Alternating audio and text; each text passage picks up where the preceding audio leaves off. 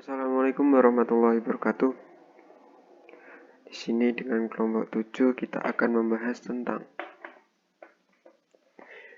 eliminasi. Kita terdiri dari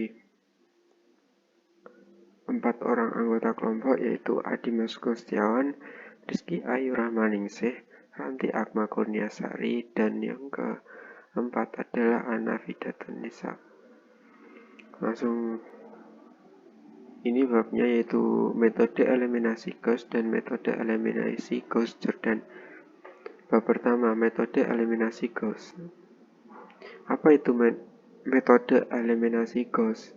Eliminasi Gauss adalah suatu cara mengoperasikan nilai-nilai di dalam matriks menjadi matriks yang lebih sederhana dan banyak digunakan dalam sistem persamaan linear.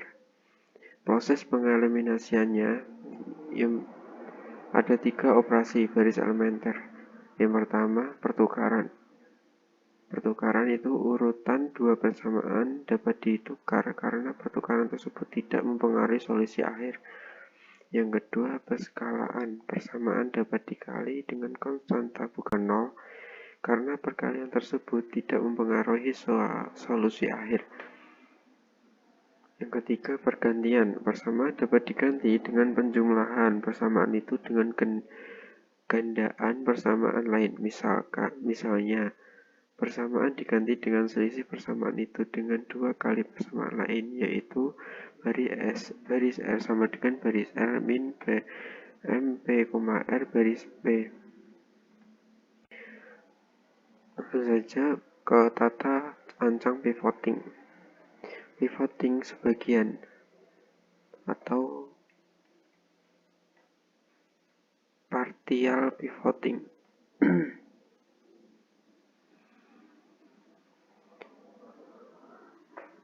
Pada tata ancang pivoting sebagian, pivot dipilih dari semua elemen pada kolom P yang mempunyai nilai mutlak terbesar.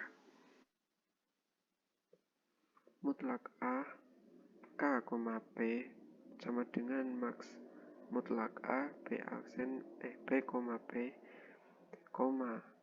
A, P plus 1, P. Titik-titik mutlak A, N min P, P, mutlak A, N, P, kurung tutup. Untuk operasi baris kedua, carilah elemen X pada kolom kedua, dimulai dari baris kedua sampai baris keempat yang nilai mutlaknya terbesar. Lalu pertukaran barisnya dengan baris kedua. Elemen X yang nilai mutlaknya terbesar itu sekarang menjadi pivot untuk operasi baris selanjutnya.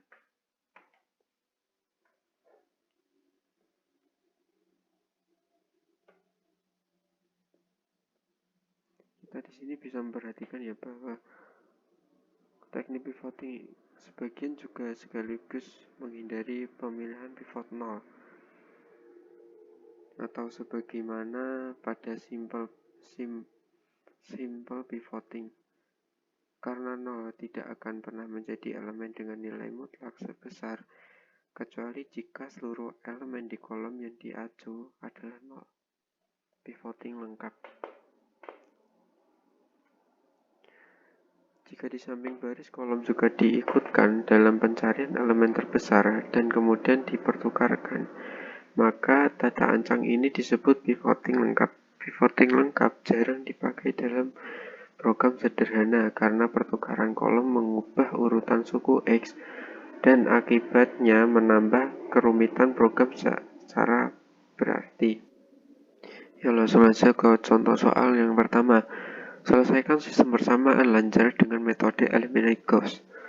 Soalnya X plus Y plus 2X sama dengan 9. 2X plus 4Y min 3Z sama dengan 1. 3X plus 6Y min 5Z sama dengan 6. Kita ubah persamaan itu ke 1129 plus 2, 4 min 3, 1, 3, 6, negatif 5, 0. kalikan I yang ini dengan negatif 2, lalu tambahkan ke baris 2. Kenapa kok dikalikan dengan negatif 2? Ya, karena untuk mengenalkan ini ya. Lalu kalikan baris I dengan negatif 3, lalu tambahkan ke baris I3. Jadi hasilnya 1129, 02 negatif 7, negatif 17, 03 negatif 11, negatif 27. Kalikan baris I2 dengan setengah.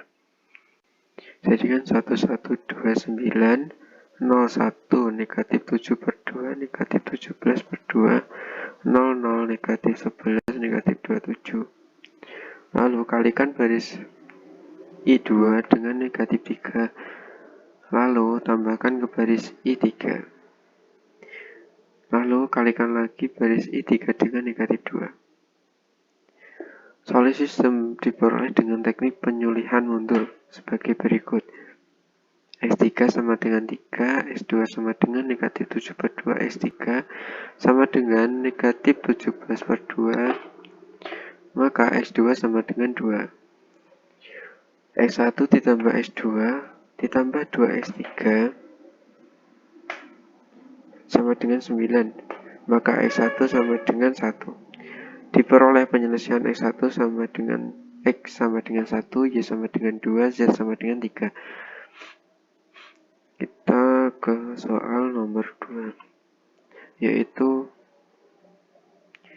selesaikan sistem persamaan lanjut dengan metode eliminasi Gauss-Knife. Yaitu soalnya 2x1 plus 3x2 min 3x3 sama dengan 5. 4x1 plus 4x2 min 3x3 sama dengan 3. Negatif 2x1 ditambah 3x2 negatif x3 sama dengan 1. Penyelesaiannya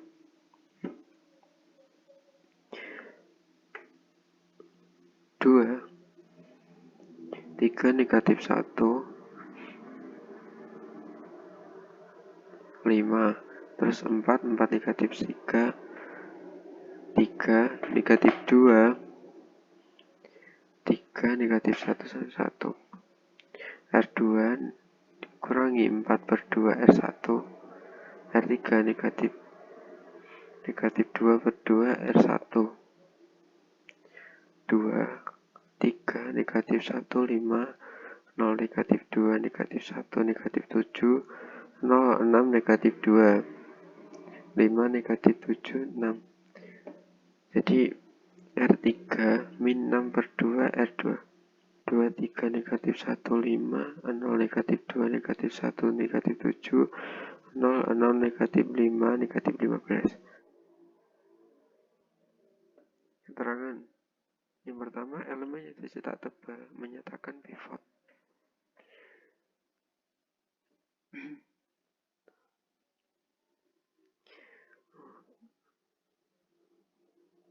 R simbol ini menyatakan operasi baris elementer. R1 menyatakan baris row I. R2 negatif 4 per 2 R1 artinya elemen-elemen pada baris kedua dikurangi dengan 2 kali elemen pada baris ke-1. R2 44 negatif 3, 3. 2 R1 46 negatif 2, 10. R2 4 per 2 R1 0 negatif 2 negatif 1 negatif 7 menjadi elemen baris kedua. Solusi sistem diperoleh dengan teknik penyulihan mundur sebagai berikut. Negatif 5 X3 sama dengan negatif 15, maka X3 sama dengan 3. Negatif 2 X2 min X3 sama dengan negatif 7, maka X2 kurung bukan negatif 7 plus 3 kurung tutup per negatif 2 sama dengan 2. 2x plus 3x2 min x3, maka x2 kurung buka x plus 5 plus 3 min negatif 6 kurung tutup per 2 sama dengan 1. Jadi solusinya adalah X 1, 2, dan 3. Ya, solusi 1, 2, dan 3. Langsung lanjut ke soal nomor 3. Dengan penggunaan 4 bina, selesaikan persamaan berikut dengan metode eliminasi Gauss. Itu 0,003 X1 plus 1,566 X2 sama dengan 1,569 0,3454 X1 min 2,436 X2 sama dengan 1,018. Pertama, tata ancang pivoting sebagian atau Gauss naive. Yang kedua, dengan tata ancang pivoting sebagian Gauss yang dimodifikasi. Penyelesaian yang pertama, dengan cara pertama, tanpa tata ancang pivoting sebagian.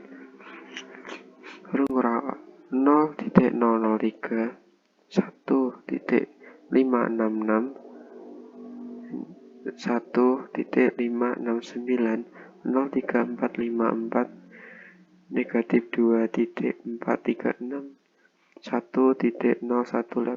Operasi pertama 0,003 sebagai pivot. Ini tanda ini berarti diisi atau diganti ya. R2 itu diganti dengan R2 min 0,3454 R1 per 0,0003 sama dengan R2 min 1151 R1.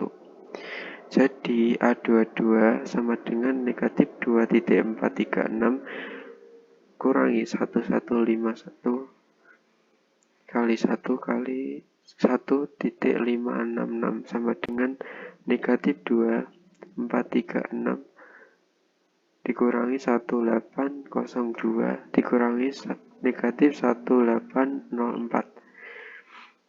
B2 sama dengan 1,018 dikurangi 1151 dikali 1,569 sama dengan 1,018 dikurangi 1806 sama dengan negatif 1805. Jadi begini 0,003 1,566 1569 0,3454 negatif 2,1436 1,018 R2 kurangi 1151 R1 0,0003 1566 01 negatif 1804 1,569 negatif 1805. Maka solusinya diperoleh teknik jalan mundur seperti ini.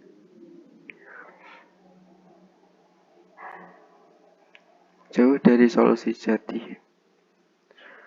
Jadi X 3,3,3,1,001 pangkat D. Solusi ini sangat jauh berbeda dengan solusi jadinya.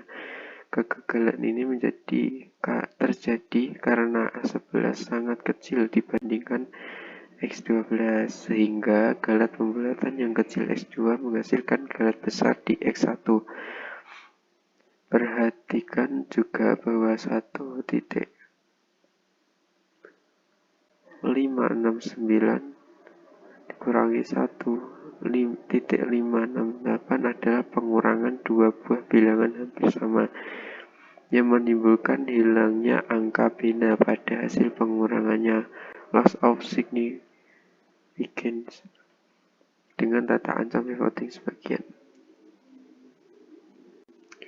Baris pertama dipertukarkan dengan baris kedua sehingga 0,3454 menjadi pivot. Nah, seperti ini. Terus sekarang dengan teknik penyulihan mundur.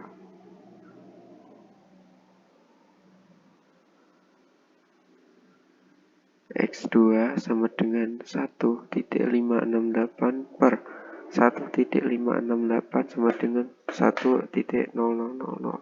S1-nya diperoleh ini sama dengan 10.02 lebih baik daripada solusi A. Jadi solusinya adalah X sama dengan 10.02,1.000 pangkat T yang lebih baik daripada solusi A. Keberhasilan ini karena ada satu tidak sangat kecil dibandingkan dengan A22, sehingga galat bulatan yang kecil pada X2 tidak akan menghasilkan galat yang besar pada X1. Untuk materi selanjutnya akan dilanjutkan oleh teman saya.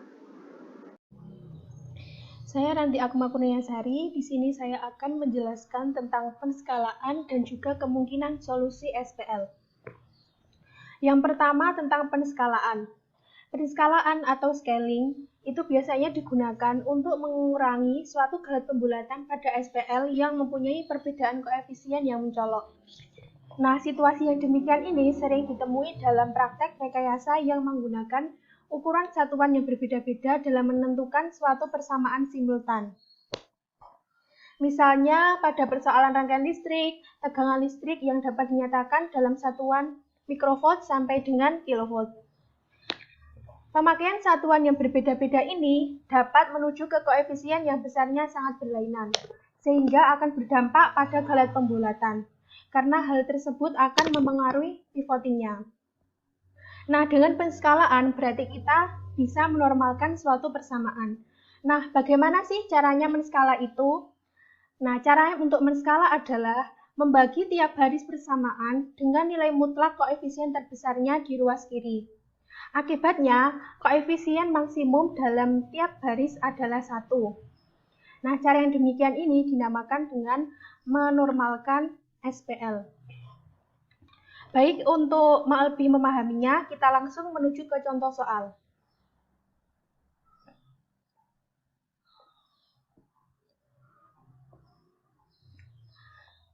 Soalnya, selesaikan sistem persamaan lanjar berikut sampai 3 angka bena dengan menggunakan metode eliminasi Gauss yang menerapkan penskalaan dan tanpa penskalaan.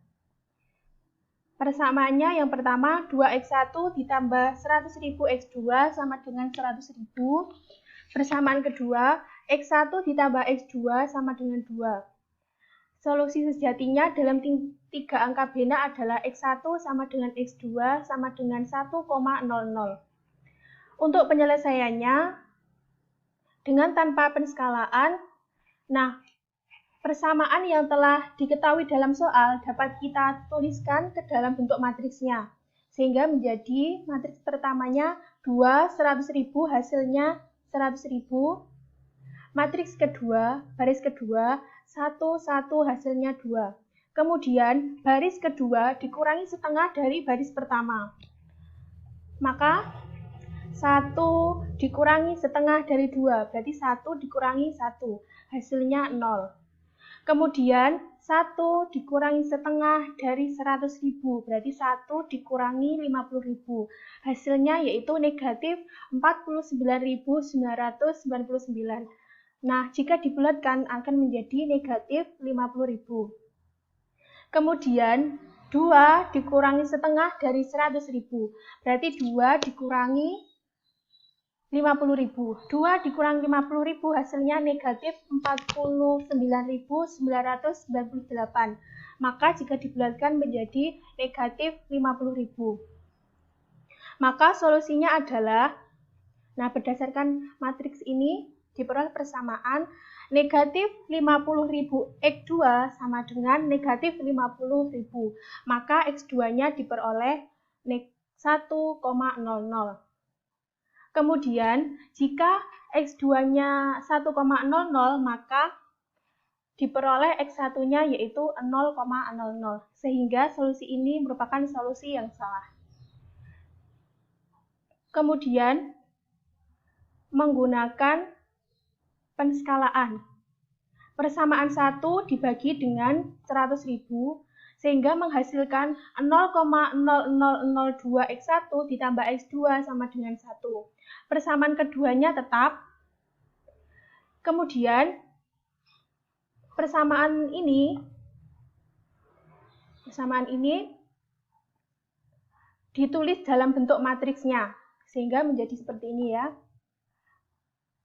Selanjutnya, matriks baris pertama ditukar dengan matriks baris kedua atau sebaliknya, sehingga matriksnya menjadi 1, 1, hasilnya 2, 0,0002, 1, hasilnya 1. Nah, 0,0002 di sini dapat dituliskan menjadi 0 karena dibulatkan. Sedangkan 1 di sini dituliskan menjadi 1,00 agar sesuai dengan soal, 3 angka binar. Maka diperoleh solusinya yaitu, nah berdasarkan matriks yang kedua ini, maka persamaannya kan X2 sama dengan 1,00, berarti X2-nya 1,00. Kemudian karena X2-nya 1,00, maka diperoleh X1-nya yaitu 1,00. Jadi solusi ini benar, karena sesuai dengan solusi sejati yang diminta pada soal. Kemudian materi yang kedua tentang kemungkinan solusi SPL.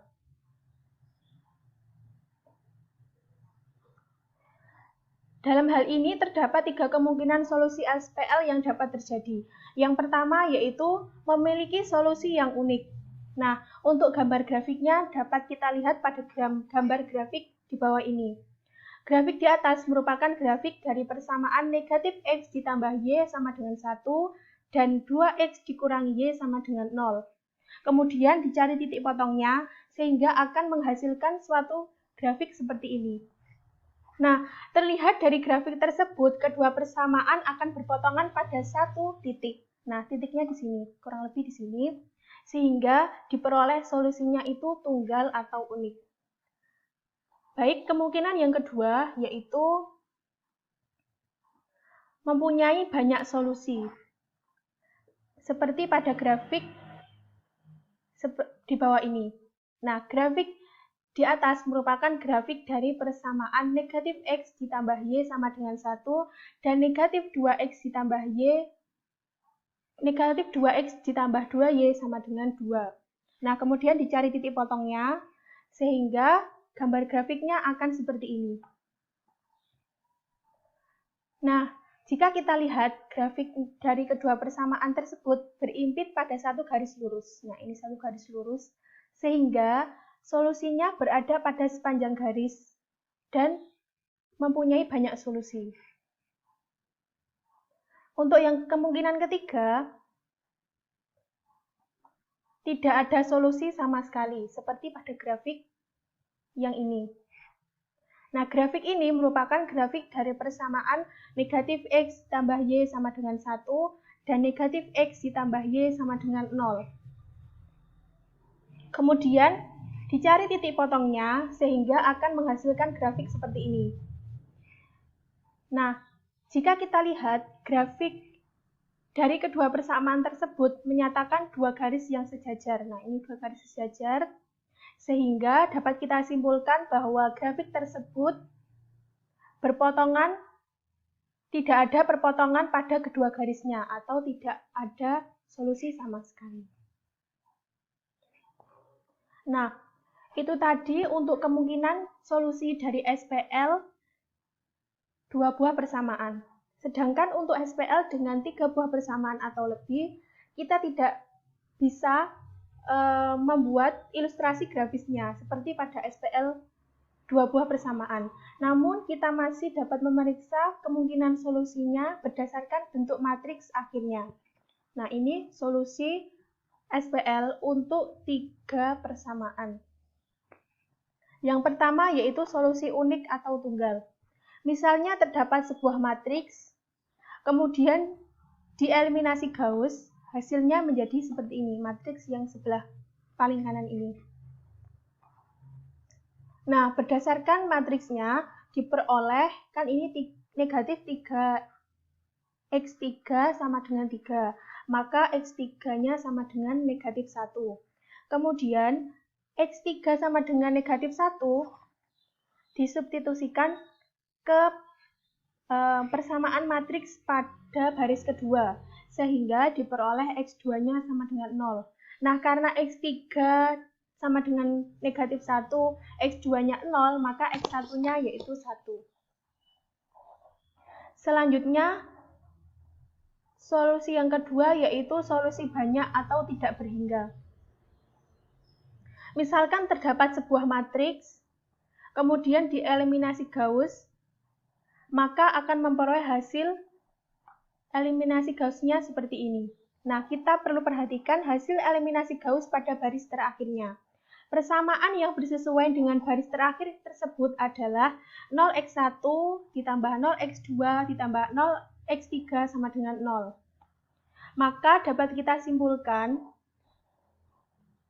akan diperoleh banyak sekali nilai X, sehingga harus diberikan bentuk parameternya.